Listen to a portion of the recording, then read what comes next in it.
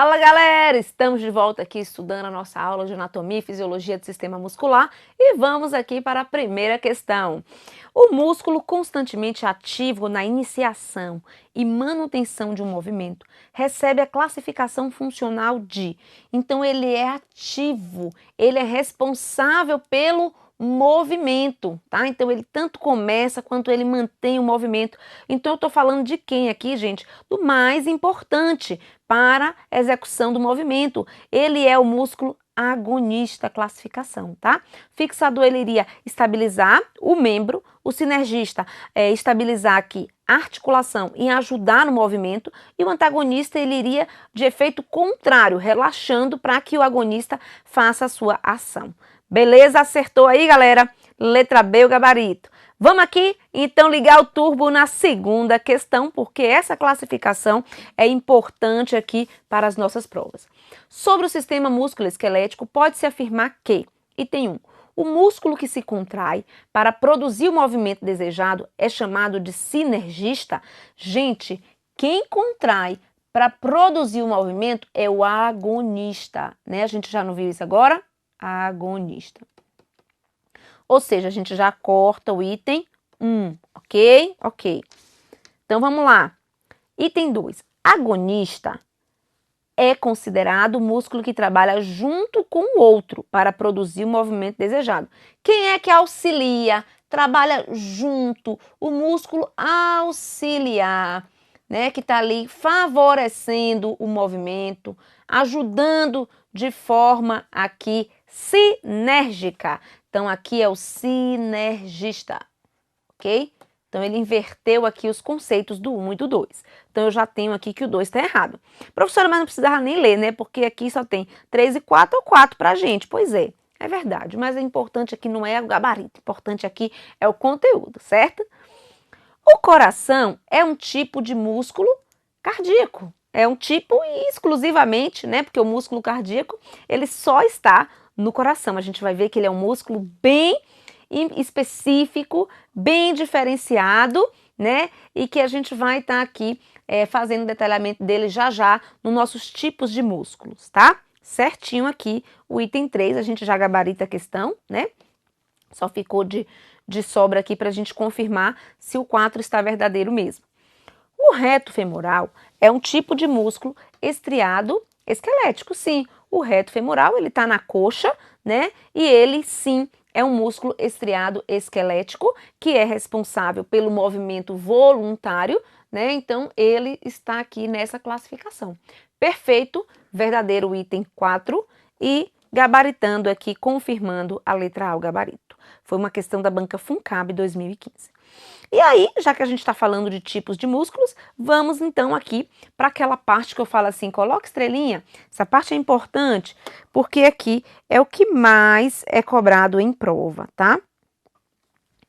Observe comigo, eu tenho aqui o primeiro tipo de músculo, que é o músculo estriado esquelético, né? Ele recebe esse nome porque ele tem estriações ao longo das suas fibras, tá? E essas estriações aqui vai favorecer o nome desse músculo, tá? De estriado, ok? O músculo liso, ele não tem estriações, né? Ele é um pouco mais alongado, né? Tem aqui fibras diferenciadas, as células são diferentes do músculo estriado esquelético. A forma de contração é diferente, tá? Isso já caiu em prova. E eu tenho o estriado cardíaco. Ele é estriado porque ele tem estriações, mas ele é involuntário. O coração, ele não vai bater quando eu quero, né? E o músculo estriado esquelético, ele vai movimentar quando eu quero, certo? E o músculo liso, não, né, gente? Eu não digo assim, agora funciona estômago, faz a digestão para mim aí, né? Ele funciona de forma involuntária, o músculo liso aqui, para o funcionamento, né? Manter o funcionamento aí dos nossos sistemas, dos nossos órgãos, tá? Ok, vamos lá então. Definir, detalhar esses tipos de músculos, porque isso aqui é o que mais aparece em prova nesse contexto. Músculos estriados esqueléticos. Contrai-se por influência da nossa vontade, ou seja, ele é voluntário. Ou seja, o tecido muscular esquelético é chamado de estriado porque tem essas faixas alternadas claras e escuras, que são as estriações. Podem ser vistas no microscópio óptico, nessas estriações. A miosina e a actina que são aqui as estruturas internas das células musculares, né? Nós vamos ter a miosina paradinha e quando entra a energia para a contração, a actina se desloca sobre a miosina, gerando aqui o nosso movimento de contração muscular e a gente vai estudar isso com detalhes em relação a cada passo a passo da nossa contração, tá? O músculo liso são localizados nos vasos sanguíneos, na via aérea e na maioria dos órgãos da cavidade abdominal, tá? Então, por exemplo, o estômago, o intestino, ele tem ação involuntária, eu não digo assim, vaso, faça constricção, né? Estômago, faça aí o movimento, né? Peristáltico no esôfago, não, é uma coisa involuntária, controlada pelo sistema nervoso autônomo, tá? Esse aqui vai ser controlado pelo sistema nervoso somático, tá? Que é o voluntário. O estriado cardíaco representa a arquitetura cardíaca, né? Formando aqui o nosso miocárdio, o músculo cardíaco. Lembra lá que o coração, né? Ele possui o endocárdio, que é a camada mais interna, que reveste internamente, né? Uma fina camada que reveste internamente o coração. Nós temos a camada grossa, que é o miocárdio, né? Responsável pela contração cardíaca e ejeção do sangue, né? E nós temos a terceira camada, que é o pericárdio, que não é uma camada muscular. Camada muscular é só aqui o miocárdio, né? A camada intermediária do coração, tá? É um músculo estriado, certo? Porém involuntário. Ele possui também autorritmicidade. Essas células cardíacas, elas possuem aqui uma característica bem importante de se autoexcitar. Ela pode aqui gerar esse potencial de ação, né, e gerar aqui o batimento cardíaco. É bem interessante isso, gente, porque quando a gente for estudar o sistema cardíaco, né, cardiovascular, a gente vai ver detalhes disso. O nosso coração, ele possui aqui a atomicidade, a capacidade de se autoestimular, né? O que quer dizer isso, professora? Quando a pessoa tem uma morte cerebral, o coração continua batendo. Você já viu isso? A pessoa está com morte encefálica, vai ver se vai ser doadora de órgãos, né? E ela continua com o coração batendo. Por quê? Para o coração bater, eu não preciso aqui que o sistema nervoso central, né, diga assim, bate coração, bate coração. Então ele não tem esse controle sobre o coração. O coração, ele tem essa automicidade, ele tem a capacidade de se autoestimular, né? Por que isso? Porque ele tem um sistema elétrico aqui atrelado às fibras musculares, tá? Onde a parte elétrica funciona com esse potencial de ação, ele vai ser iniciado no nó sinusal, vai ser liberado, vai para o nó AV, depois vai para as fibras de Purkinje, então essa atividade elétrica vai estar sendo desencadeada e na sequência dessa atividade elétrica a gente vai ter aqui a contração das células de forma mecânica, né, das células musculares e dessa forma a gente vai ter a ação, a atuação cardíaca aqui, tá certo? Que é ejetar o sangue para que o ciclo cardíaco perpetue aqui e mantenha a vida, porque por meio da chegada do sangue nas nossas células é que vai gerar aqui a nossa queima da glicose com o uso do oxigênio para produzir o ATP, que é a nossa energia, que vai gerar aqui a necessidade do uso desse ATP por cada célula nossa para manter a homeostase, o equilíbrio, o funcionamento do nosso corpo, tá? Então, o coração, ele tem essa especificidade. Agora, o sistema nervoso central, ele não estimula o início do batimento cardíaco, mas ele pode aumentar as vezes aqui que o coração bate, ou ele pode diminuir a quantidade de vezes que o coração bate. Depende aqui de uma série de informações em relação aqui a, por exemplo, o nosso sistema nervoso autônomo, simpático e parasimpático. Quando eu tenho a atuação do sistema nervoso simpático, adrenalina na veia. A professora Fernanda aqui gosta do simpático, né? O tempo inteiro modo turbo ligado. Então, quando eu tenho a atuação do sistema nervoso simpático, o coração ele vai acelerar, ele vai bater mais vezes, né? Vai ter uma frequência cardíaca aumentada. Quando eu tô lá relaxando, né? Estudando aquele assunto que eu gosto, bem tranquila ali, tô no parasimpático atuando, né? Bem, aí a frequência cardíaca vai lá embaixo, bem tranquila. Então tem esse envolvimento do sistema nervoso no coração para aumentar ou diminuir a frequência, mas para o coração bater, não precisa, né, do sistema nervoso, ele é autossuficiente nesse sentido, tá certo? Esse músculo, ele atende a essa especificidade. Aqui tem essa imagem para a gente revisar, né, o que foi falado. Músculo estriado esquelético, ele tem essas estriações, tá? Ele tem a função de movimento, cobrir o esqueleto, está localizado nos membros superiores, membros inferiores, tá? Assim também como a região abdominal. Ele tem aqui estriações e ele é voluntário. Eu digo, vamos mexer a mão, vamos mexer a mão. O músculo aqui liso, observe que a fibra muscular dele é diferenciada, né, não tem estriações.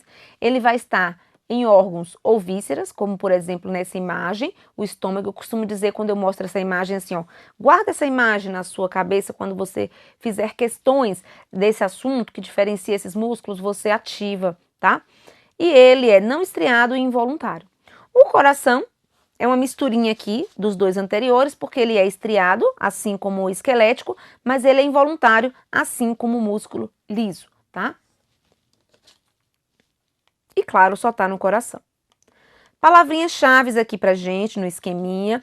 O esquelético, movimentação, mobilização voluntária, membro superior e inferior. O liso, involuntário, está nos órgãos, exceto o coração. E o cardíaco está apenas no coração de forma involuntária. Olha uma questãozinha aqui pra gente.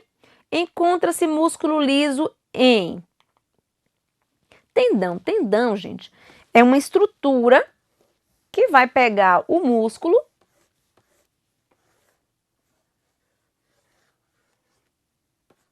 estrutura fibrosa, que vai pegar o músculo e fixar no osso, né? Então, não é tendão. Tendão não é nem tipo de músculo. As vísceras é onde justamente a gente tem aqui o músculo liso, certo? Ok? Osso longo. Osso longo não é músculo, né? O osso longo é um osso, faz parte do sistema esquelético, né? Ou ósseo. O esqueleto, da mesma forma, faz parte do sistema, não faz parte, né, do sistema muscular, mas sim do sistema ósseo. E o nervo faz parte do sistema nervoso e não do sistema muscular. Questão bem tranquila, né? Facinho aqui pra gente. Encontra-se músculo de contração involuntária, onde que a gente não controla. No esqueleto, músculo esquelético, né, que está ligado ao esqueleto, ele é voluntário, certo? Pele, né, a pele não é um músculo, né? Cartilagem, cartilagem também não é músculo, tá? Cartilagem é uma parte ali da articulação que ajuda a não ter atrito durante o movimento. Coração, coração, eu não digo pro meu coração que ele tem que bater, né? Ele é involuntário e ele também é formado por músculo, o nosso miocárdio, tá? E o osso, a gente sabe que o osso, ele não é um músculo e ligado ao osso, a gente teria um músculo de contração voluntária, tá? Questão também tranquila. Vamos lá, a questão do CESP STM 2011. As células musculares agrupam-se em feixes para formar as massas macroscópicas, que recebe o nome de músculo. Acerca do tecido muscular, julgue o item subsequente. Estriações transversais são exemplos de características dos músculos voluntários, tá? E aí, certo ou errado, gente? O músculo esquelético, ele tem estriações transversais, certo? Ok. A questão tá certa. Mas, professor, o músculo cardíaco, ele tem estriação e é involuntário. Mas ele quis falar aqui, né, são exemplos. Não está dizendo que todos os músculos estriados são voluntários, certo? Então, mais do que conteúdo, é importante saber fazer prova. Ele diz, estriado. Tem estriado que é voluntário? Tem, exemplo, ok. Entendeu? Que ele não está falando que exclusivamente todos os estriados são voluntários? Olha como é importante esse feeling, esse sentimento aqui de você perceber o que a banca está querendo, tá? Se ele tivesse usado o termo todos, exclusivamente, né? Então aqui a gente teria, né, uma especificidade que poderia lembrar da exceção, que seria o músculo cardíaco que tem estriação e é involuntário. Mas aqui ele não quis abordar assim. Ele quis dizer assim, ó, os que são estriados aqui são exemplos de voluntário? Sim, ok. Então, verdadeiro a nossa questão. Beleza? Questão 6. As células musculares agrupam-se em feixes para formar as massas macroscópicas, né? Macroscópicas que é o que a gente vê. E os feixes é aquilo que a gente vê no microscópio, que recebem o nome de músculo. Então, acerca desse tecido, julgue o item. A prova agora do MPU aqui, 2013. O tecido muscular liso é caracterizado por ausência de estriações. Ok, o liso, né, tem ausência de estriações. E involuntariedade na movimentação, isso mesmo, né? O estômago, o intestino, eles funcionam ali de forma involuntária. Um exemplo é o músculo cardíaco. Opa, aí não. O músculo cardíaco, ele não é um tipo de músculo liso, ele tem estriações e ele tem o músculo dele próprio, né? Que é o músculo cardíaco, tá? Então, por isso, tá errado a nossa questão. O finalzinho aqui foi a bagaceira, né? Até a movimentação estava certinho. Depois ele veio com um exemplo que não tem nada a ver com músculo liso, por isso a questão ficou errada. Vamos na questão 7, no Instituto Federal Ceará aqui, 2017. Os tecidos musculares esqueléticos, liso e cardíaco, são formados por células que podem contrair e causar movimento. São os tecidos mais abundantes que utilizam a maior parte da energia produzida pelo corpo. Com base nas características dos tecidos musculares, assinale verdadeiro ou falso para cada uma das afirmações. O músculo esquelético conecta os ossos entre si e é responsável pelo movimento corporal que constitui o comportamento. E aí, gente, certo ou errado o item 1? Certo, o músculo esquelético, ele vai conectar os ossos, lembra lá do quadríceps que vai unir aqui, né, a coxa ao joelho, para poder gerar o movimento do joelho, responsável por movimento, perfeito, ok. O músculo esquelético também é chamado de estriado. Sim, ele tem estriações, devido ao arranjo regular dos filamentos de actina e miosina. Ok também, verdadeiro. Item 3. O músculo liso fornece força contrátil para a maioria dos órgãos internos. O músculo liso fornece força contrátil para a maioria dos órgãos internos. Ok, maioria, porque, por exemplo, o coração não tem músculo liso, ele é um órgão interno, não é todos. Então, estaria até aqui ok. Os quais estão sob o controle do sistema nervoso somático. Aí aqui, meu amigo, a gente começa a ter a inter-relação do sistema muscular com o sistema nervoso, tá? Que a gente já começou a citar para você. Quando eu falo do sistema nervoso somático, eu estou falando do sistema nervoso voluntário, aquele que vai formar a placa motora, que vai gerar o movimento mediante aqui um controle voluntário das minhas ações, tá? Quando eu falo em músculo liso, eu falo do sistema nervoso visceral, sistema nervoso aqui autônomo, né, que está fazendo parte do sistema nervoso visceral, de forma involuntária. Então, por isso que essa correlação aqui do sistema nervoso com o músculo liso está errada, tá? A gente vai ter aqui o sistema nervoso visceral e não o somático, tá? Falso, portanto. O músculo liso é encontrado nos órgãos internos, ok. Não em todos, mas é encontrado nos órgãos internos. E não está sob o controle voluntário. É isso mesmo. Ele é do órgão interno e ele é involuntário. Perfeito, certinho. O músculo cardíaco forma a estrutura do coração. Opa, opa, né? Aqui não tem nem o que discutir, certinho. Então, apenas o item 3 está falso, né? E, portanto, o nosso gabarito, letra C aqui. Como a gente acabou de falar da relação aqui do sistema nervoso e o sistema muscular, vamos fazer essa revisão aqui? Ok. O sistema nervoso, ele é dividido de duas formas. O sistema nervoso dividido pela parte anatômica e pela parte da funcionalidade, que é a parte da divisão fisiológica. A divisão anatômica do sistema nervoso vai separar sistema nervoso central e sistema nervoso periférico. Central, eu vou ter lá o nosso córtex cerebral, cerebelo e a medula, tá? Sistema nervoso central. Sistema nervoso periférico, eu vou ter os nervos periféricos, né, as raízes nervosas que saem da medula, né, e nós vamos ter aqui os nervos cranianos também. Ok. Quando eu falo da funcionalidade, eu estou vendo aqui o que é que aquele sistema nervoso está atuando em cada um desses segmentos. Então, nessa divisão fisiológica, eu vou ter a divisão em somático e visceral, que foi o que a gente já começou a explicar lá por meio da questão. Quando eu falo da questão do sistema nervoso somático, eu estou falando que ele é voluntário, ele forma aquela placa motora entre o nervo e ali a placa muscular, né, entre o músculo, que vai liberar acetilcolina ali para gerar a contração muscular de forma voluntária, mediante o controle do córtex cerebral, tá? Então, olha aqui, sistema nervoso simpático. Eu vou ter aqui ele funcionando de forma aferente ou eferente. A aferente é aquele sensitivo. Então, eu tenho esteroreceptores, né? Por exemplo, na pele, que tem a sensação ali de pressão, de dor e leva a informação para o córtex cerebral para responder pela via eferente de forma motora, retirando, né, o braço de um lugar que está muito quente, né? Então, eu tenho aqui essas duas formas de ação, né, do sistema nervoso somático, tá? O sistema nervoso visceral tem aquele aferente, que é o sensitivo, certo? Que tem a ver com a sensibilidade das vísceras, tá? Em relação à dor visceral, por exemplo, vai estar sendo conduzida a informação por meio dessas fibras aferentes do sistema sensitivo. E tem a via eferente motora do sistema nervoso visceral, que tem a ver com a contração aqui dos músculos liso, cardíaco e glândulas, para produzir, por exemplo, aqui, né, as glândulas endócrinas ou outras glândulas aqui, por exemplo, que causa ali a liberação do suor, né? As sudoríparas. Então, por meio desse sistema eferente, eu tenho aqui a subdivisão do sistema nervoso autônomo, tá? Que vai ser dividido em simpático e parasimpático.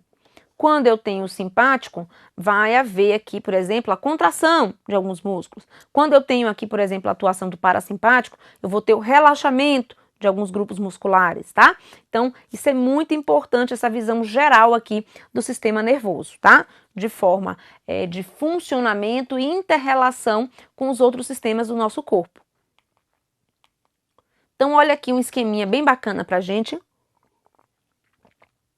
A parte motora do sistema somático, que vai estar atuando nos músculos esqueléticos de resposta voluntária.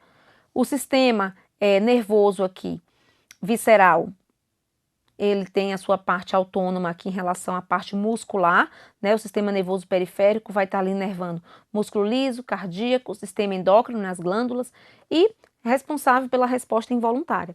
Esse autônomo ele é dividido em simpático e parasimpático. Esse simpático vai estimular ações que mobilizam energia, por exemplo, em situações de estresse, tá? E o parasimpático, ações aqui de relaxamento.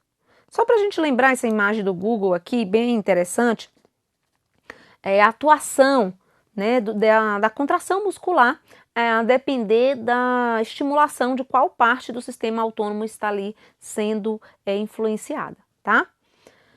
Por exemplo, eu tenho aqui, ó, quando eu tenho o sistema parasimpático, uma contração dos músculos da pupila, né? Tá relaxadinha ali, fica tudo contraidinho, fica com miose ali, relaxadinha. Estimula a salivação, porque quando eu tô relaxado, o que é que eu quero? Eu quero comer, então eu preciso de saliva ali para produzir a minha digestão, né? Quando eu tô estressada, eu quero comer? Não, né? A única coisa que eu quero é fugir da situação estressante ali. O parasimpático, ele reduz a quantidade de vezes que o coração bate. Ele contrai os brônquios, né? O parasimpático aqui, tá? Por isso que quando a pessoa tem uma resposta alérgica, eu preciso da adrenalina para poder relaxar os brônquios, tá?